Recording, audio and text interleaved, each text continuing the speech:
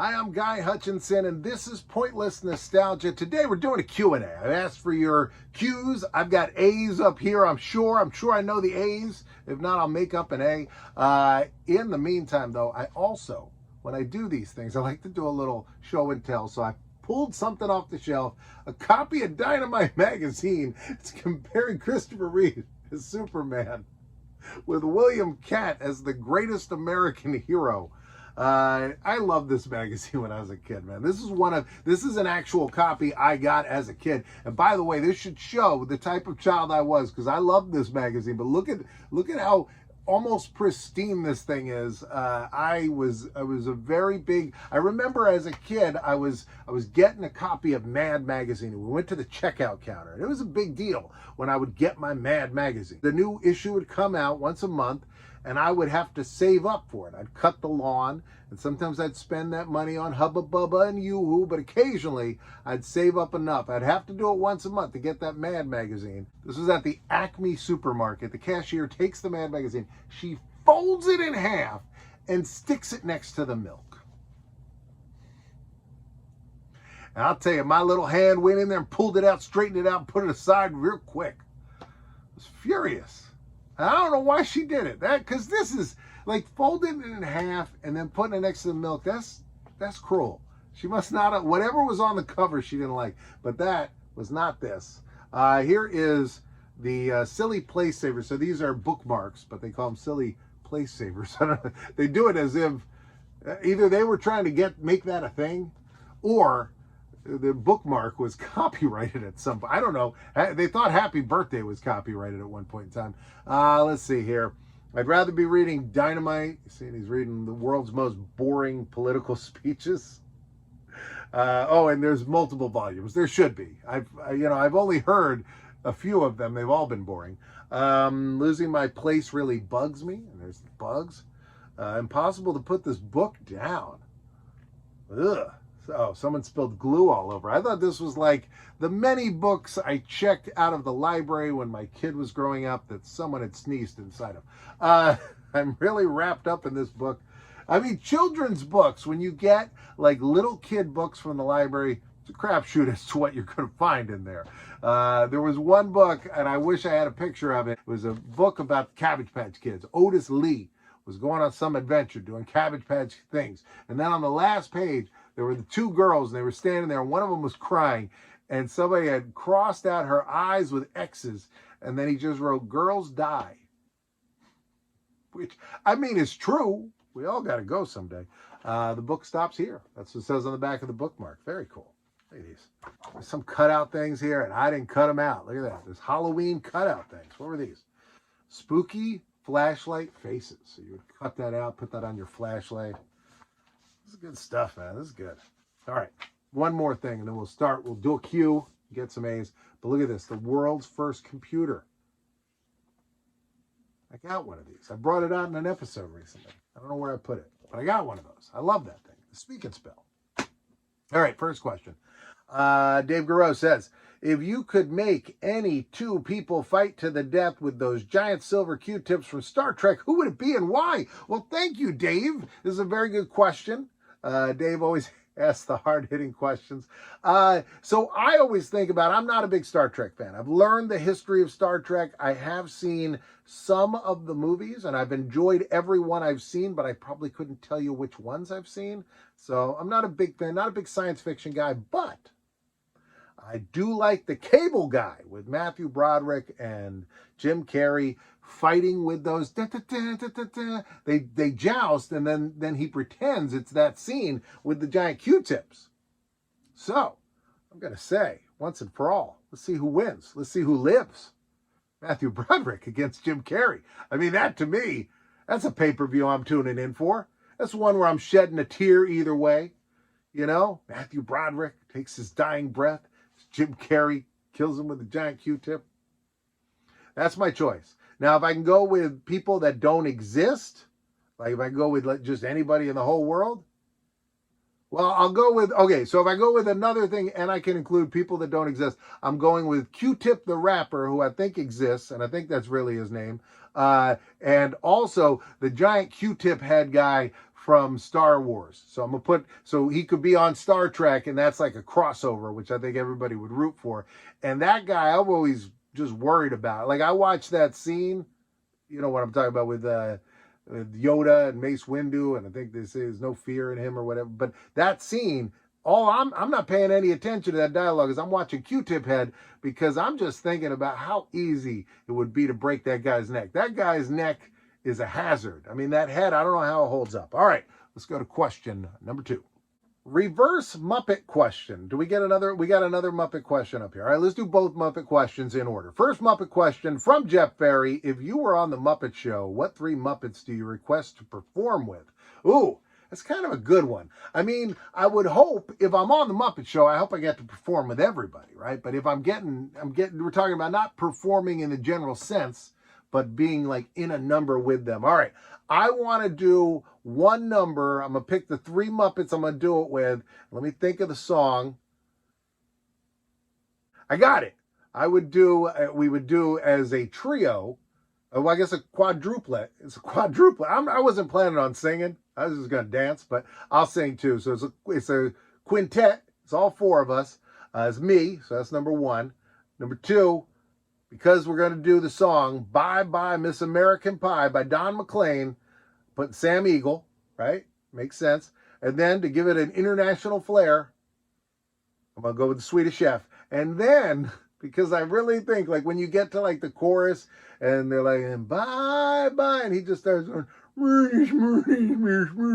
that's funny, right? You want to hear that. And then Sam Eagle, like, being like, oh, this is not American enough, or whatever. And then, number 3 of the Muppets I'm choosing in my quintet, I got to go Fozzie Bear, just because I want to hang out with Fozzie Bear. Because on all occasions, if I'm choosing a Muppet, Fozzie Bear's coming up. He's my spirit animal, and that's who I choose. So those are the 3 Muppets for the quartet. The new version of the Dapper Dans is going to be me and them. All right. Schreier.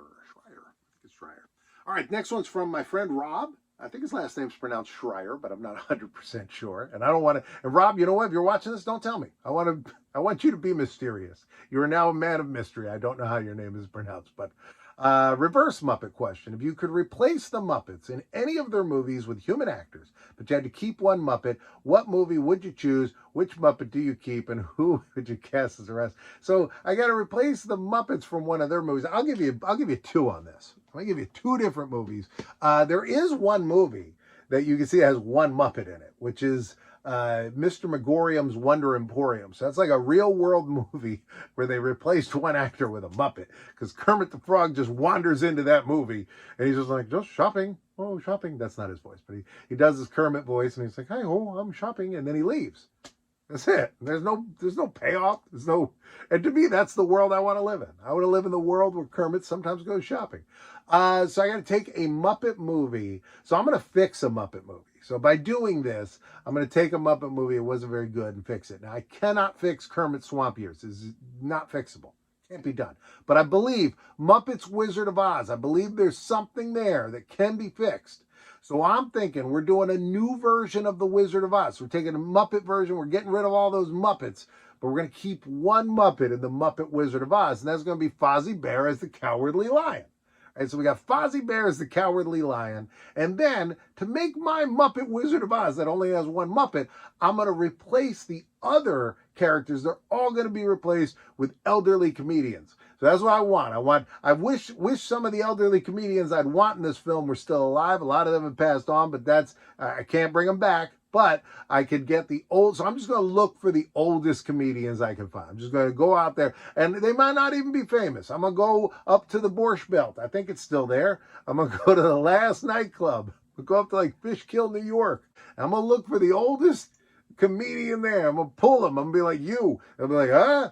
And I'll be like, you got your big break. And he's like, God, I've been waiting 75 years.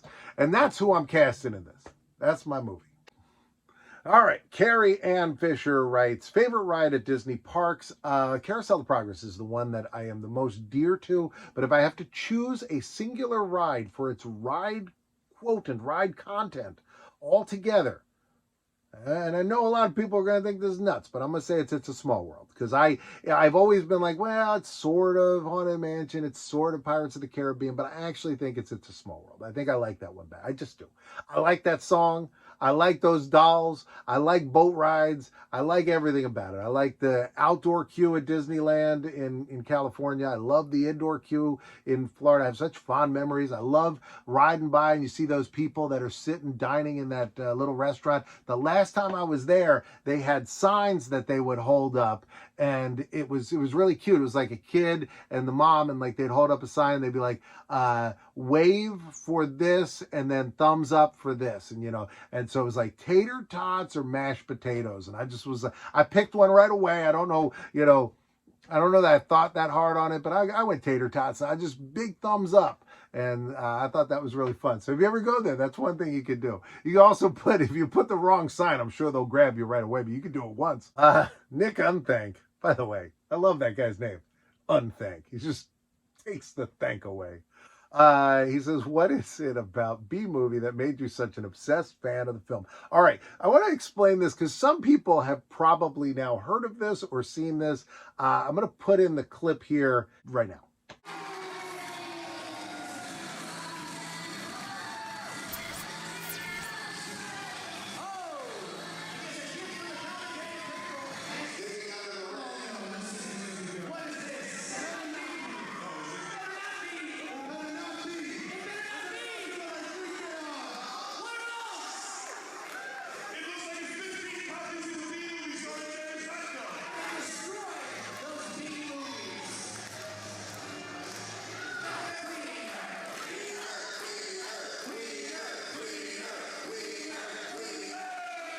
As some of you have seen in person, I do commentary for FSCW.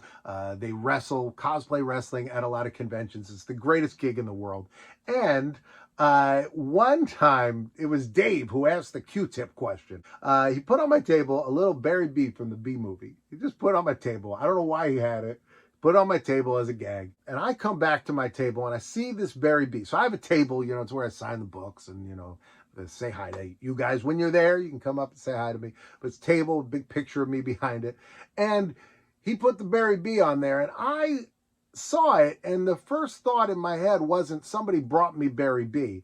It was, this probably belongs to some kid. And I just pictured some kid walking around with their, I don't have Barry Bee, he's upstairs, but with their Urkel, and just setting them on the table while they're talking to mom, and then walking away, and then mom saying, where's your Barry Bee? And the kid going, oh no, I don't know where I put it, and looking around not finding it. I thought, well, maybe I can find this kid. So I posted it with the hashtag of the name of the convention and the city we were in. I was like, I found Barry Bee. If you lost them, please retweet. It got a lot of action. So it got a lot of people thought it was funny and retweeted it.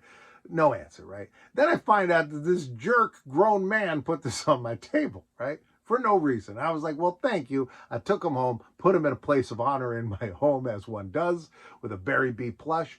And so then at a future show, and I think they did this at least twice, him and Nick put copies of the Bee Movie on my booth like all the time. So I'd come back, there'd always be another copy of the Bee Movie. And then it got to the point where it was just weird. I remember the first time I met Mickie James, the wrestler, she's like, oh, it's nice to meet you. Also, I have this copy of Bee Movie for you. And I'm like, what is going on? This is so weird. And people would say to me, they're like, what's the deal with the Bee Movie? I'm like, there is no deal. I have no deal with the Bee Movie. And the last one that Dave gave me was the sad Bee Movie, which was My Girl. Well, that'll do it for this one. Tomorrow, I'm going to be showing off some weird Disney books. Very cool. Come back for those. And they're cheap. You can get these books on eBay for next to nothing. They're awesome. Not my book. I'm not plugging my book. But anyway, right now, a box is going to pop up here and a box over here. And you can choose either one. Choose a box. And I'll see you tomorrow. Come back tomorrow, 2 o'clock. Brand new video. It's going to be great. It's going to be the best.